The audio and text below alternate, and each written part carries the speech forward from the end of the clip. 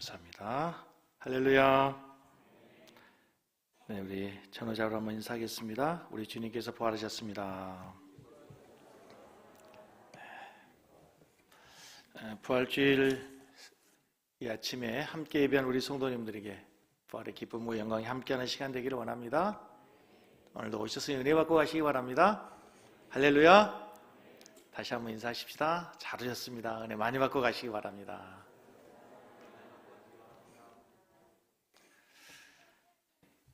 예수는 역사다 라는 영화가 있습니다. 예수는 역사다 라는 영화가 있습니다. 살이 나와야 되는데 2017년에 개봉한 이 영화는 1400만 부가 팔린 베스트셀러 작가인 리 스트로벨이라고 하는 분이 쓴 예수는 역사다라는 책을 기반으로 만들어진 실화를 바탕으로 만들어진 영화입니다. 그 넷플릭스에 들어가시면 여러분 이 영화를 보실 수 있는데요. 가능하신 분들 한번 보시면 좋은 영화입니다. 실화를 바탕으로 만들어진 영화니까 우리 청년들 또 학생들은 꼭 한번 보시면 좋은 영화가 될 겁니다. 이 영화를 만든 이 리 스트로벨이라고 하는 분은 예일대 법학대학원 출신으로 시카고의 그 유명한 그 신문사인 시카고 트리뷴이라고 하는 그 신문사의 저널리스트입니다. 이분은 철저한 무신론자입니다. 법을 전공한 사람이기 때문에 실질적인 눈에 보이고 또 이성적이고 또 합리적이고 과학적인 것 외에는 믿지 않는 사람이죠. 그에게 있어서 하나님이라고 하는 분은 딸에게 읽어주는 동화책에 등장하는 어떤 그런 이야기에 불과하는 그런 분이로 하나님과는 전혀 상관없는 삶으로 살아가고 있는 사람이었습니다. 근데 어느 날 이 웨슬리라고 하는 딸이 레스토랑에서 사탕이 목에 걸립니다. 딸이 죽어가는 그 모습 속에서 아빠가 아무것도 자기가 능력자로 생각했고 최고의 아빠라고 생각했던 아빠가 딸이 죽어가는 그 현장 속에서 목에 걸린 그 사탕 하나를 어찌할 수 없어가지고 아무것도 할 수 없는 그 상황 속에서 무기력해져 가는 그 아빠의 모습에 실망하는데 간호사인 한 여인이 나타나서 딸을 구해줍니다. 그 딸을 구해준 간호사의 영향으로 아내가 점점 예수에 관심을 갖게 되고 이제 신앙인이 되어갑니다. 이제 그러면서 이때부터 리 스트로벨도 인생이 변합니다. 무신론자인 리가 아내를 예수에게 빼앗긴 것 같아서 이제 예수가 사실이 아니다, 진리가 아니다, 예수가 실제가 아니다, 가짜라고 하는 것을 증명하기 위해서 2년 가까이 신의 존재 여부를 조사하기 시작합니다. 역사학자와 의사와 심리학자, 당대 최고의 전문가들을 만나면서 기독교를 부정한 세밀한 조사를 하게 됩니다. 전문가들에게 자기 나름대로의 가설들을 제시합니다. 그러면서 예수가 부활했다고 하는 것은 얼마나 허구이냐, 아마 부활했다고 하는 얘기는 진짜 죽은 것이 아니라 잠시 기절했다가 살아난 것 아니냐, 뭐 이런 얘기를 하다가 시간이 지나면서 결국은 마지막 부분에서 이렇게 얘기합니다. 마지막 부분에 하나님 당신이겠습니다. 결국 하나님에게 항복하는 이야기로, 하나님께 무릎을 꿇는 이야기로 이제 이 영화가 종결이 되게 됩니다. 그리고 나서 1987년에 신문사를 떠나서 이분이 목사가 됩니다. 그리고 여러분이 잘 아시는 캘리포니아의 세들백 교회의 유명한 교회죠. 세들백 교회의 목사로 섬기고 있습니다. 여러분, 오늘은 예수님의 부활을 기념하는 부활절입니다. 예수님은 십자가에 죽으셨고, 예수님은 십자가에 죽으시고 난 후에 부활하셨던 실제적인 사건이고 역사적인 사건인 줄로 믿습니다. 신약 성경에 보면은 예수님의 부활에 관한 내용이 400번이나 기록된 사건입니다. 우리 그리스도인들은 예수님의 부활을 믿습니다. 예수님의 부활이 그렇게 중요한 이유는 예수 그리스도의 부활을 근거로 우리의 부활이 예수 그리스도가 부활의 첫 열매가 되심으로 장차 우리가 부활할 수 있다고 하는 사실입니다. 예수님의 부활이 있기 때문에 장차 우리도 부활할 수 있는 근거가 마련된다고 하는 사실입니다. 이것이 우리의 가장 큰 믿음의 근거가 되는 것입니다. 역사상 기독교의 가장 큰 논쟁 가운데 하나가 바로 정말 예수가 부활했느냐라는 것입니다. 과연 예수의 부활이 역사적 사실이냐라는 것입니다. 이 논쟁은 사도 바울이 살아있을 당시에도 있었던 논쟁입니다. 그래서 사도 바울이 살아있던 당시에도 논쟁이어서 고린도전서 15장에 보시면 바울이 당시에 논쟁하고 있었던 고린도 교회 성도들에게 예수 그리스도의 부활이 사실이라고 하는 사실을 길게 기록해 놓은 얘기가 고린도전서 15장의 내용입니다. 그 중에 아주 중요한 핵심 구절이 왜 예수 그리스도의 부활이 사실인가? 고린도전서 15장 7절에서 9절이 나와 있습니다. 우리 한번 같이 읽겠습니다. 그 후에 야고보에게 보이셨으며, 누구에게 보이셨다고? 야고보에게 보이셨으며, 그 후에 누구에게 보이셨어요? 모든 사도에게와 맨 나중엔 만삭되지 못하여 난 자 같은 내게도 보이셨느니라. 9절, 나는 사도 중에 가장 작은 자라. 나는 하나님의 교회를 받게 하였으므로 사도라 칭함받기를 감당치 못할 자니라. 사도 바울이 원래는 교회를 박해하는 자였습니다. 그런데 이제 교회를 위해 오해와 핍박을 받습니다. 부활을 전하는 자들을 박해했던 그가 부활을 전합니다. 이유가 뭡니까? 그가 부활하신 주님을 만났다는 겁니다. 야고보에게 부활하신 주님이 나타나셨습니다. 모든 사도들에게 부활하신 주님이 나타났습니다. 자기 자신이 부활하신 주님을 만났다는 것입니다. 그래야 부활이 사실이기 때문에, 부활하신 주님이 자기 자신이 만난 증인이기 때문에 사도 바울이 부활하신 주님을 증거할 수밖에 없다는 것입니다.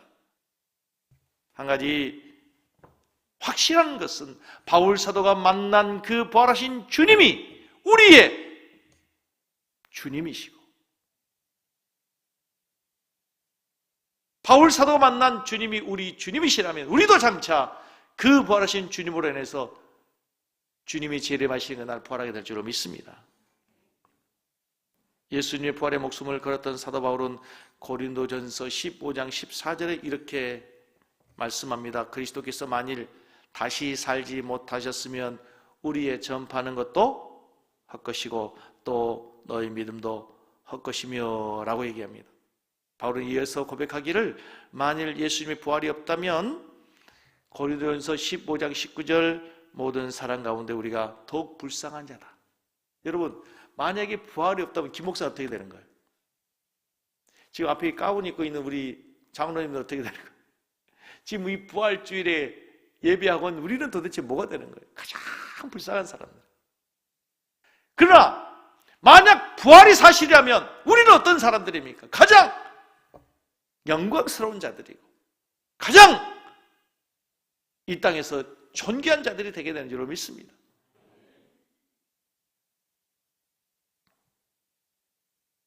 오늘 본문은 의심하는 도마가 부활한 주님을 만난 이야기입니다. 부활하신 주님께서 손과 옆구리에 난 못자국을 제자들에게 보여줄 때 도마는 그 자리에 있지 않았습니다. 그래서 주님의 못자국 보지 못했습니다. 믿지 못한 도마가 예수님께 친히 손과 옆구리에 난 못자국을 만져보지 않고는 믿지 못하겠다고 얘기합니다. 그때 예수님께서 20장 29절 말씀에 보게 하시고 만지게 하시고 난 다음에 이렇게 얘기합니다. 만지게 하고 보게 하고 난 다음에 20장 29절 보시겠습니다. 예수께서 이르시되 너는 나를 본고로 믿느냐? 보지 못하고 믿는 자들은 복되도다.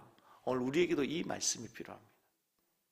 한번 같이 읽겠습니다. 29절 예수께서 이르시되 29절 띄워줘 보세요. 29절 띄워줘 보세요. 29절 나와라.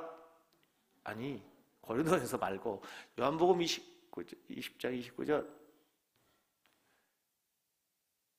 네, 같이 읽습니다. 예수께서 이르시되 너는 나를 본고로 믿느냐? 보지 못하고 믿는 자들은 복되도다. 오늘 이 말씀이 설교 주제예요. 모든 사람들은 예수님의 부활을 믿지 못하겠다 얘기합니다. 보아야 믿겠다 그래요. 도마처럼. 부활을 왜 못 믿어요? 보지 못했으니까. 보아야 믿겠다 그래요. 합리주의자들, 실증주의자들, 과학자들, 불신자들은 눈으로 직접 보고 손으로 직접 만져야 믿을 수 있겠다는 거예요. 과학적으로 입증돼야 믿을 수 있겠다는 거죠. 또한 신비주의자들, 광신주의자들은 감정적으로 직접 느끼고 또한 환상으로 보고 음성으로 듣고 꿈으로 보아야 믿겠다는 거죠. 그러나 우리는 눈에 아무로 보이지 않고 귀에 음성 들리지 않고 손에 만져지지 않아도 우리는 믿어야 돼요. 무엇을 통해 믿어요? 어떻게 믿을 수 있어요? 부활하신 주님을 우리는 어떻게 믿을 수 있습니까? 우리 성도님들은 예수님 부활하셨다는 사실을 어떻게 믿습니까? 의심 많은 도마처럼 예수님이 부활했다는 사실이 믿어지지 않을 때 우리는 어떻게 믿어야 되는 것입니까? 히브리서 11장 1절부터 3절 말씀을 보겠습니다. 히브리서 11장 1절로 3절 같이 보겠습니다. 믿음은 바라는 것들의 실상이요 보지 못하는 것들의 증거니 선진들이 이로써 증거를 얻었느니라. 믿음으로 모든 세계가 하나님의 말씀으로 지어진 줄을 우리가 아나니 보이는 것은 나타나는 것으로 말미암아 된 것이 아니니라. 사랑하는 성도 여러분, 우리는 세상이 창조되었다는 것을 어떻게 알아요? 우리가 본 사람이 있습니까? 어떻게 볼 수 있어요? 어떻게 알아요? 믿음으로 알아요. 여러분, 예수님 십자가에서 죽으신 것이 우리를 위해 죽었다고 어떻게 알아요? 2000년 전에 예수님이 우리를 죽으셨다는 걸 어떻게 알아요? 우리가 볼 수 있어요? 하나님의 말씀을 통해 아는 거예요. 이 세상이 창조됐다는 것을, 말씀으로 창조됐다는 걸 어떻게 알아요? 하나님의 신실한 말씀을 통해 아는 거예요. 그래서 성경 말씀 보면 계속해서 말씀대로 이루어졌다, 말씀대로 이루어졌다, 말씀대로 됐다, 말씀대로 됐다고 계속해서 강조하고 있는 게 뭐예요? 하나님의 말씀은 신실하다, 변함없다. 천지는 없어졌지만 하나님의 말씀은 없어지지 않는다. 하나님의 말씀은 변함이 없다는 거죠. 세상이 창조되었다는 것을 우리가 볼 수 없지만 하나님의 말씀에 의해서 믿을 수 있어요. 예수님이 십자가에 죽으셨다는 것을 말씀을 통해 알 수 있어요. 예수님의 부활도 마찬가지예요. 여러분의 부모님이 여러분 부모님 맞습니까? 여러분의 어머님이 여러분을 낳으신 거 보셨나요? 어떻게 알아요? 믿는 거죠, 부모님을. 아버지의 말씀, 어머니 말씀 믿는 것처럼 하나님 말씀 믿는 것. 그런데요, 이건 억지로 되는 게 아니에요. 믿음이 뭐냐? 믿음이란 뭐냐면 내 이성을 십자가에 못 박는 거예요. 내 생각을 십자가에 못 박는 거예요. 그냥 하나님 말씀 믿어지는 거예요. 믿음은 과학적으로 도저히 믿을 수 없는 것이 믿어지는 거예요. 믿어지는 거예요. 물이 변화의 포도주가 되는 거예요. 그게 억지로 되는 게 아니에요. 신비로운 거예요. 신비로운 거예요. 믿는 게 아니라 믿어지는 게 믿음이에요. 그냥 믿어지더라고요. 여러분, 믿어지지 않는 걸 믿는 것처럼 어려운 게 없습니다. 믿어지지 않는데 믿는 것처럼 어려운 게 없나요? 그런데요, 그냥 믿어지는 거 어떻게 하겠어요? 여러분, 하나님 믿어지시나요? 은혜입니다. 은혜예요. 믿어지시기 바랍니다. 도마는 부활하신 예수님의 손에 난 못자국과 예수님의 허리에 난 찬자국을 만져본 후에 말합니다. 20장 28절에 나의 주님이시여 나의 하나님이시다. 놀라운 사실은요, 요한복음에서 예수님을 최초로 나의 주님, 나의 하나님이시라고 고백한 사람이 도마라는 사실이에요. 최초로 고백한 사람이 도마라는 사실이에요. 의심했던 도마가 예수님을 만지고 최초로 고백하는 사람, 그리고 도마는 실제로 전설에 의하면 인도에 가서 주님을 위해서 선교했다고 전해져요. 부활하신 주님을 만난 후에 그 부활하신 주님을 자기 인생의 주인으로 하나님으로 고백하고 그 부활하신 주님을 위해서 마지막 생을 살았다는 거예요. 사랑하는 성도 여러분, 여러분의 삶 속에 정말 예수 그리스도가 부활하신 주님으로 믿어지고 그분을 만나고 이제 그분과 동행하면서 그분을 위해 살아가는 우리 성도들의 삶이 되시기를 주님의 이름으로 간절히 축복합니다. 이철환이라고 하는 연탄길 유명한 작가를 잘 아실 겁니다. 연탄길이라는 소설은 360만 명의 독자가 읽었다고 합니다. 중국과 대만, 일본으로 수출되었고요. 초등학교 교과서에 내용이 실리기도 했다고 합니다.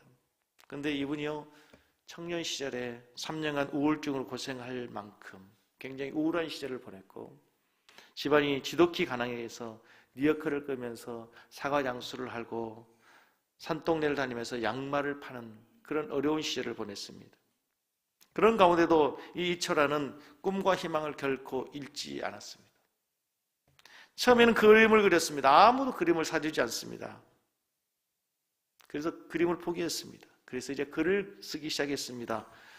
자신이 쓴 소설을 가지고 여러 출판사를 다녔지만 아무도 그의 글을 사주지 않습니다. 모두 거절당했습니다. 그래서 이제 야간 학교에서 7년 동안 아이들을 가르치면서 계속 글을 씁니다. 그러다가 불행 중 다행으로 출판할 기회가 생깁니다. 책을 판 수입의 절반을 가난한 이웃들에게 기부를 하면서 마침내 유명한 작가가 되었습니다. 그런데 그분의 이천안의 작가의 글을 보면 이런 대목이 나옵니다. 기름때가 찌든 작업복을 입고 있을 때에도 나는 프란츠 카프카의 소설을 읽고 있었다. 아무도 사가지 않는 그림 옆에 서서 고개를 들 수 없을 때에도 나는 알베르트 까미의 소설을 읽었다.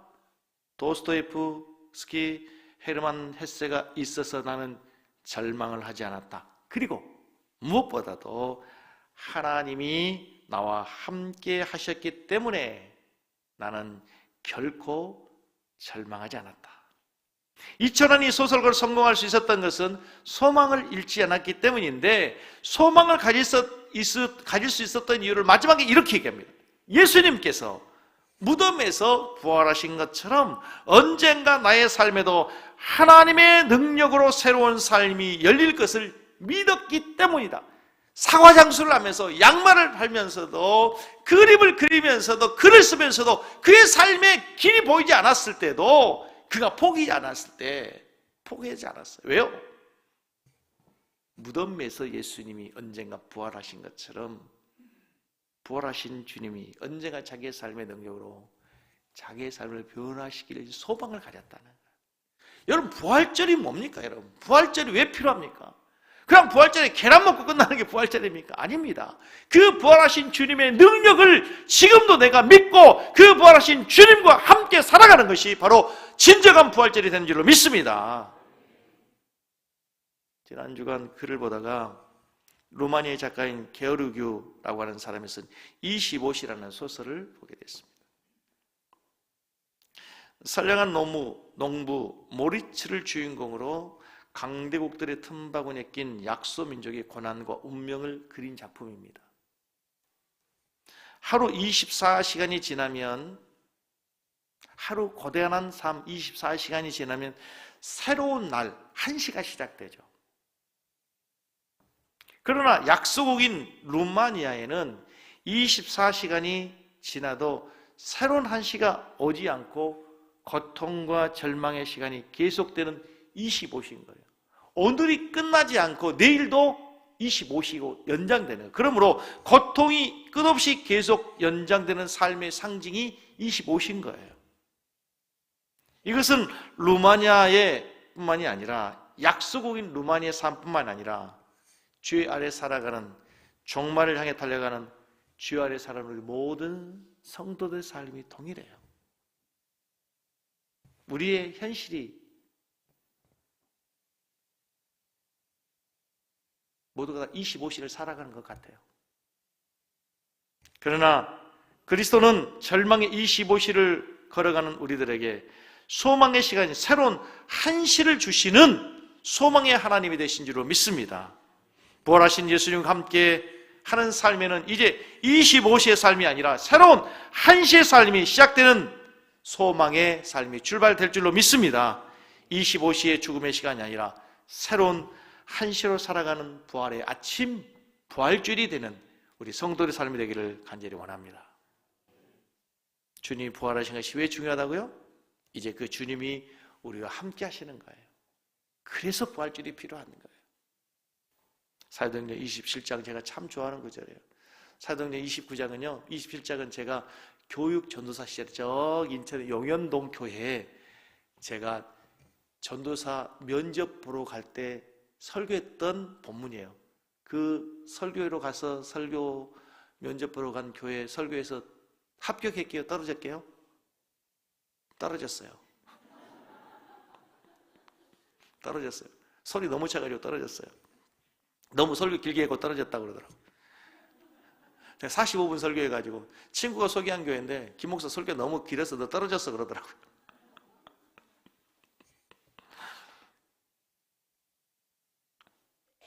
그 본문을 저는 너무 좋아해요. 제가 자주 하는 얘기, 유라굴라 광풍이 불잖아요. 유라굴라 광풍. 근데 사도 바울 일행이 죄수로 끌려가는 거예요. 바울은 그렇게 로마를 가기를 원했는데 참 아이러니하게도 바울이 어떻게 가면 죄수로 가는 로마를. 유라굴라 광풍이 오래요. 모든 사람이 죽음의 소망이, 수금 앞에서 소망이 다 끊어졌다 그래요. 얼마나 이 풍랑이 세고 힘들었는지요. 사람들이 배에 있는 모든 것들을 다 버려야 될 만큼 풍랑 앞에서 모든 사람들이 다 절망 속에 있어요. 그런데 그날 밤에 유독 한 사람만이 희망을 가져요.